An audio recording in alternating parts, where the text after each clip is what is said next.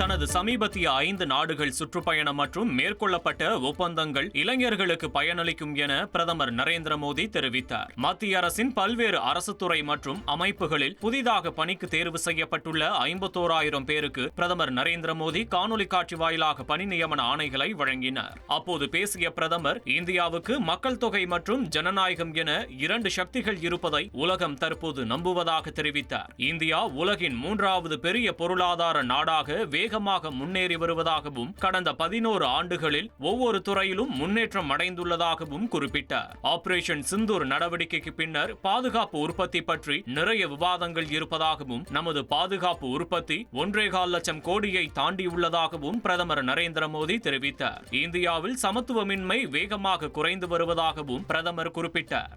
பள்ளிகளில் மாணவர்களின் கவன சிதறலை தடுக்க வகுப்பறைகளை பாவடிவில் மாற்ற பள்ளிக்கல்வித்துறை உத்தரவிட்டுள்ளது. பள்ளி வகுப்பறைகளில் பெஞ்ச், டேபிள் சதுர வடிவில் அமைக்கப்பட்டிருக்கும் நிலையில் இந்த நடைமுறையினால் பின்பகுதியில் இருக்கும் மாணவர்களுக்கு கவனச்சிதறல் ஏற்படுகிறது என்றும் ஆசிரியர் பாடம் நடத்துவதை முழுமையாக கவனிக்க இயலவில்லை என்றும் பள்ளிக்கல்வித்துறை இயக்குனர் கண்ணப்பன் தெரிவித்துள்ளார். எனவே பின்பகுதியில் இருக்கும் மாணவர்களும் கல்வியில் கவனம் பெறும் வகையில் வகுப்பறையை பாவடிவிற்கு மாற்றியமைக்க வேண்டும் என்றும் இதனால் அனைத்து மாணவர்களும் ஆசிரியர் பாடம் நடத்துவதை நன்றாக கவனிக்க முடியும் என்றும் பள்ளிக்கல்வித்துறை இயக்குனர் கூறியுள்ளார். புதிய வடிவமைப்பிற்கு ஏற்ப வகுப்பறையை மாற்ற வேண்டும் என்றும் இயக்குனரின் இந்த உத்தரவு உடனடியாக அமலுக்கு வருவதாகவும் தெரிவிக்கப்பட்டுள்ளது. பெரும்பாலான பள்ளிகளில் வரும் திங்கட்கிழமை முதல் பாவடிவில் மாற்றப்பட்ட புதிய வகுப்பறைகள் இருக்கும் என எதிர்பார்க்கப்படுகிறது.